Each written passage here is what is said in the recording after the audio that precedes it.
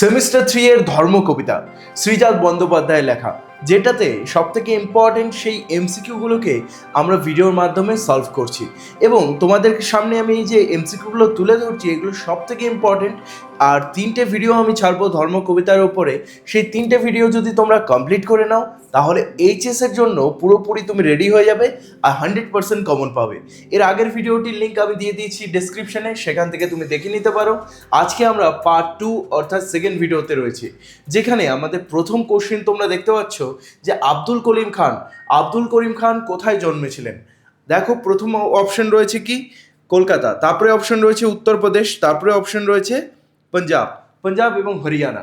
বলে রাখি যে আব্দুল করিম খান উত্তরপ্রদেশের এক গ্রাম যার নাম হচ্ছে কিরানা গ্রামের মধ্যে তিনি জন্মগ্রহণ করেছিলেন।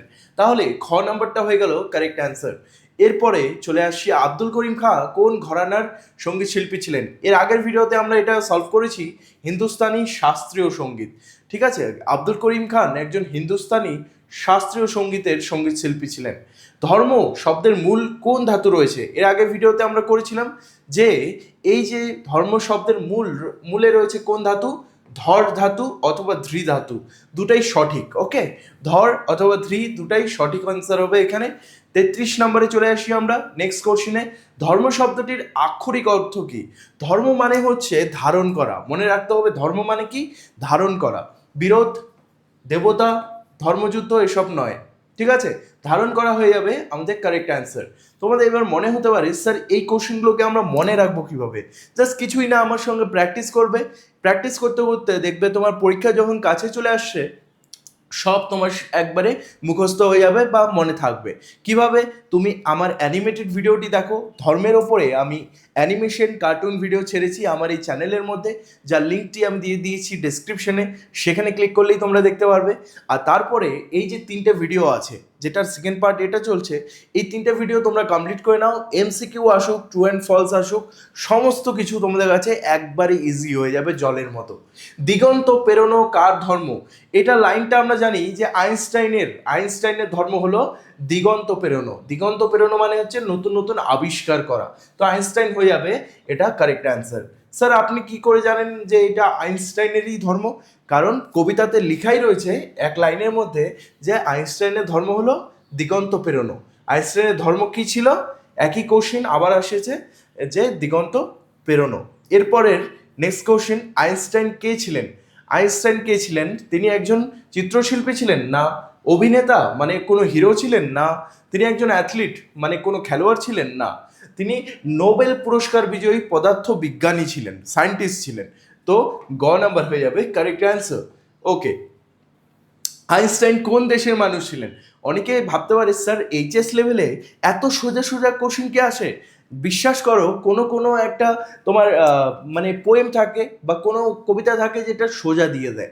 কারণ মনে রাখতে হবে পরীক্ষা যতটা ভালো স্টুডেন্টের জন্য ততটা হচ্ছে মিডিয়াম বা খারাপ স্টুডেন্টের জন্য। সবাই যাতে ভালো মতো পড়ে পাস করতে পারে এটুকু চান্স তো দিতে হবে। তাই কিছু কিছু প্রশ্ন কিন্তু খুবই সোজা থাকবে। যেমন আইনস্টাইন কে ছিলেন? আইনস্টাইন কোন দেশের মানুষ ছিলেন? মনে রাখতে হবে আইনস্টাইন প্রথমে জন্মেছিলেন জার্মানিতে, পরবর্তীতে তিনি আমেরিকায় চলে আসেন। জন্মেছিলেন কোথায়? তিনি জার্মানিতে জন্মেছিলেন। জার্মানির তিনি আসলে মানুষ ছিলেন, তারপরে পরবর্তীতে তিনি আমেরিকাতে চলে আসেন। ওকে, এরপরে আইনস্টাইনের উল্লেখযোগ্য আবিষ্কার কি? সবাই তো এটা জানবে না, বেশিরভাগ স্টুডেন্ট তোমরা যারা সায়েন্স পড়েছো বা ক্লাস 10 ভালো মতো পড়েছো তারা জানো, কিন্তু যারা একটু মিডিয়াম লেভেলের স্টুডেন্ট বা খারাপ স্টুডেন্ট আছে তাদেরকে বলে দিই যে তিনি কিন্তু থিওরি অফ রিলেটিভিটি এই আবিষ্কারটি তিনি করেছিলেন। গ্রাভিটেশন না, সারফেক্সটেশন না, বা সবকটি ঠিক না, এখানে থিওরি অফ রিলেটিভিটি এটা হয়ে যাবে কারেক্ট অ্যান্সার। এরপরে কোশ্চেনে চলে আসি, দিগন্ত শব্দটির অর্থ কি? দিগন্ত এটাকে ভাগ করে উচ্চারণ করো, দিক যোগ অন্ত মানে দিকের অন্ত, তাহলে দিকের অন্তটা হয়ে যাবে এখানে কারেক্ট অ্যান্সার। নেক্সট কোশ্চেনে আমরা চলে আসি, যেটা হচ্ছে দিগন্ত প্রেরণের কথাটির পাঠ্যকবিতায় কি অর্থে ব্যবহৃত হয়েছে? মানে দিগন্ত প্রেরণা মানে কি বোঝানো হয়েছে? দিগন্তকে অতিক্রম করা? না, এটা হচ্ছে নতুন নতুন আবিষ্কারের চেষ্টা। মানে আইনস্টাইন কি করতেন? দিগন্ত দিগন্ত পেরোনো তার ছিল ধর্ম, তাই বলে তিনি দিকের অন্তকে পার করতে যাননি, তিনি গেছিলেন কি নতুন নতুন আবিষ্কার করতে।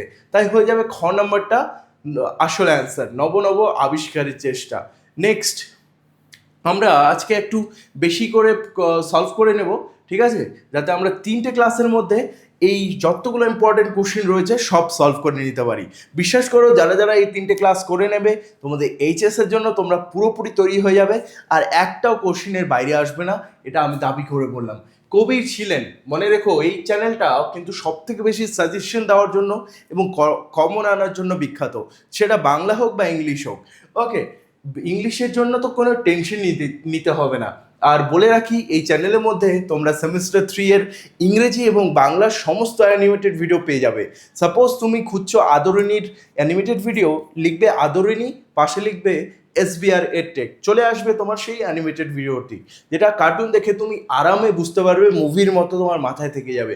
তোমার সাপোজ ইউলিসিস সেই কবিতাটি বোঝার ইচ্ছা, ইউলিসিস SBR EdTech লিখবে, চলে আসবে, যেটিতে আমাদের প্রায় 1 লাখেরও উপরে ভিউ রয়েছে। আওয়ার ক্যাজুয়ালিটি প্রায় 1.5 লাখের মতো ভিউ রয়েছে অ্যানিমেটেড ভিডিওতে, অবশ্যই দেখে নিও। কবির ছিলেন, কবির কে ছিলেন? কবির ছিলেন একজন অবতার? না। একজন রাজনীতিক? একদমই না। একজন শিল্পী? হ্যাঁ হতে পারে। আর মধ্যযুগের একজন সন্ত? ইয়েস, এটা হয়ে যাবে কারেক্ট অ্যান্সার। কবির ছিলেন একজন মধ্যযুগের সন্ত। ওকে, মনে রাখতে হবে কবির কি ছিলেন, একজন মধ্যযুগের সন্ত। এটা আমি আমার অ্যানিমেটেড ভিডিওতে ভালো মতো ছবির সাহায্যে বা অ্যানিমেটেড ভিডিওর সাহায্যে সেখানে বুঝিয়েছি। ভারতবর্ষে ভক্তি ধর্ম আন্দোলনে অন্যতম ব্যক্তিত্ব, ভক্তি ধর্ম আন্দোলন হয়েছিল যেখানে ঈশ্বরের নাম, ঈশ্বরের গুণগান করা, এটা নিয়ে মানুষের মধ্যে মেসেজ ছড়িয়ে দেওয়া হচ্ছিল। তাহলে এটা কে করেছিল? কবির করেছিল, মনে রাখতে হবে। ভারতবর্ষে ভক্তি ধর্ম আন্দোলনের একজন অন্যতম মানুষ হলেন কবির। ওকে, নেক্সট কোশ্চিনে আমরা আসছি। কবির মানুষকে কোন পথে থাকতে বলেছিলেন? কবির মানুষকে সত্যের পথে থাকতে বলছিলেন। ঠিক আছে, তোমরা যারা যারা এই কবিতাটি পড়েছো তারা জানো যে কবির বলেছিলেন মানুষকে সত্যের পথে থাকতে। তাহলে গ নাম্বারটা হয়ে যাবে কারেক্ট অ্যান্সার। নেক্সট আসছি আমরা। কবিতাগুলো ভালো মতো পড়বে, লাইনগুলো চেনা উচিত। ওকে, আর আমি বলবো যে কবিতাগুলো তুমি টেক্সট বই দেখে না, কমিক বুক দেখে পড়ো। যেমন আমার এই চ্যানেল থেকে তুমি প্রিমিয়াম ব্যাচ নিয়ে নিতে পারো, আর তার সঙ্গে তুমি লাইভ ক্লাস পাচ্ছ, যেখানে আমি তোমাকে সপ্তাহে 2 দিন বাংলা লাইভ ক্লাস করাবো এবং সপ্তাহে 2 দিন কি করাবো, ইংলিশ লাইভ ক্লাস করাবো। আর তার সঙ্গে রেকর্ডেড ক্লাসগুলো থাকছে। লাইভ ক্লাস যদি মিস করে যাও তাহলে রেকর্ডেড রূপে এই ক্লাসটিকে তুমি দেখতে পারবে। বুঝতে পারলে? যদি লাইভ ক্লাস মিস হয়ে যায়, অ্যাপের মধ্যে যতবার ইচ্ছা, যত খুশি ইচ্ছা, যখন ইচ্ছা তুমি সেই ক্লাসটিকে আবারও করতে পারবে। বেঙ্গলি আর ইংলিশ টেক্সট কমিক বুক, মানে পড়াগুলো কমিক বুক রূপে তুমি পড়তে পারবে। এইরকম বইয়ে আর তোমাকে বোরিংভাবে পড়তে হবে না, যেখানে কোনো ছবি নেই। একদম টেক্সট বুকের কমিক বুক তুমি এই অ্যাপের মধ্যে পেয়ে যাবে, SBR EdTech অ্যাপ, যেটা ডেসক্রিপশনে লিঙ্ক দেওয়া রয়েছে। আর জিওগ্রাফি আর হিস্ট্রি যদি তোমার থাকে, পুরোপুরি ফ্রি অ্যানিমেটেড নোটস তুমি অ্যাপের মধ্যে পড়তে পারবে, আর সঙ্গে রেকর্ডেড ক্লাসেসও পাবে। এর সাথে থাকছে কি মক টেস্ট, মানে বাংলা আর ইংলিশ যেই পড়াগুলো করছি এগুলো সঙ্গে সঙ্গে তুমি আমার ভিডিওগুলো দেখলে, গিয়ে তারপর মক টেস্ট দিয়ে দিলে, তাহলে তুমি বুঝতে পারবে কতটা ভালো বুঝেছো। আর মান্থলি কম্পিটিশনও হয়, যেখানে তোমাদের কিন্তু ফার্স্ট র্যাঙ্ককে, মানে যে ফার্স্ট হতে পারবে তাকে ফ্রি গিফটস পাঠানো হয়। এরপরে যখন পরীক্ষা কাছে চলে আসবে তখন তোমাদের জন্য সাজেশন ব্যাচ পুরোপুরি ফ্রি থাকবে, যেখানে তোমাদের আর্টসের সমস্ত সাবজেক্টের সেই সাজেশন পুরোপুরি ফ্রি দেওয়া হবে, যেগুলোতে English, Bangla, political science, geography, history, computer application, সমস্ত কিছু। ওকে, আর মনে রেখো এই যে অ্যাপটা, এটা কিন্তু 10,000-এরও বেশি স্টুডেন্ট ইউজ করেছে আর তারা লাভ পেয়েছে। আর আমাদের একটা টার্গেট রয়েছে যে এবারের স্টুডেন্টদের, এবার উচ্চ মাধ্যমিকে তোমাদের রেজাল্ট একদম আকাশ ছোঁয়া করতেই হবে, মানে 90% টু 85% তোমাদের মার্কস আসবেই, আরও বেশি আসতে পারে যদি তুমি এখনই জয়েন করে নাও। তাই এখনই এই হোয়াটসঅ্যাপ নাম্বারে আমাকে কন্ট্যাক্ট করতে পারো অথবা কল করতে পারো। আমি কিন্তু তোমাদের সঙ্গে এবছর এবং সেই 4th সেমিস্টারে পুরোপুরি আছি। 499-এ তোমাকে পুরোটা সেমিস্টার পড়ানো হবে, মানে এই 3rd সেমিস্টার 6 মাস শুধুমাত্র 499। থাকছে কটা সাবজেক্ট? থাকছে 4টা সাবজেক্ট, বাংলা, ইংলিশ, ইতিহাস, ভূগোল। ঠিক আছে, এরপরে আমরা চলে আসি, ধর্ম ছিল সত্যের বয়ান। কার ধর্ম ছিল সত্যের বয়ান? একটু আগেই বললাম যে সেটা ছিল কবিরের। কবি বলেছিল যে ধর্ম ছিল সত্যের বয়ান, মানে সত্যের পথ ধরে চলতে বলেছিলেন তিনি।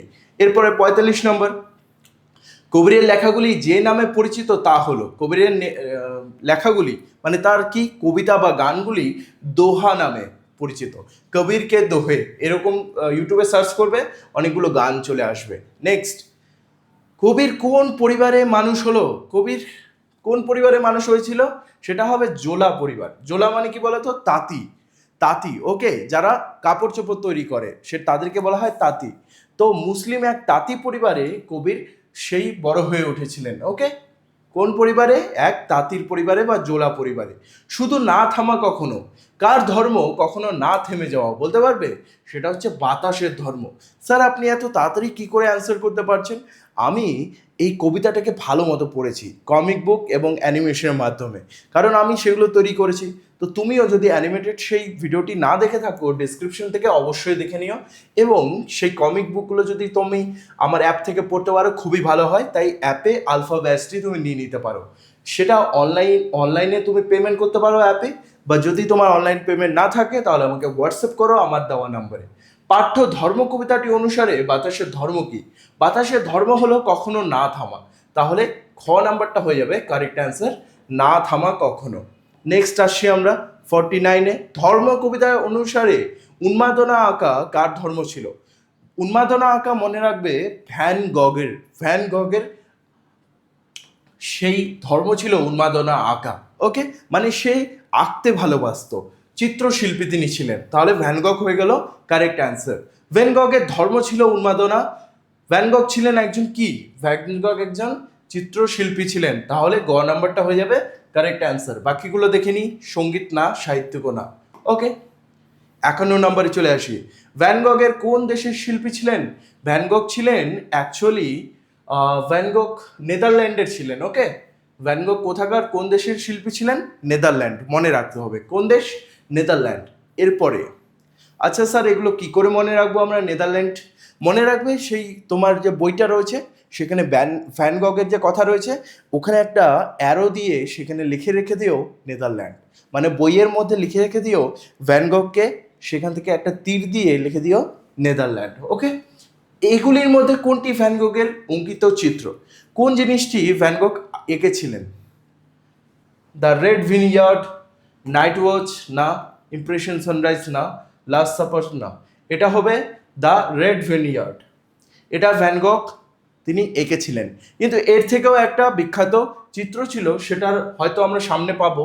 তাহলে ভ্যান গগের এখান দেখলে রেড ভিনিয়ার্ড, হ্যাঁ এই যে দ্য স্টারি নাইট, সব থেকে বিখ্যাত তার চিত্র অঙ্কনের নাম এটা, মানে একটা ছবি তিনি এঁকেছিলেন স্টারি নাইট, সেটার ফটো আমি দিয়ে দিচ্ছি এখানে, দেখে নিও।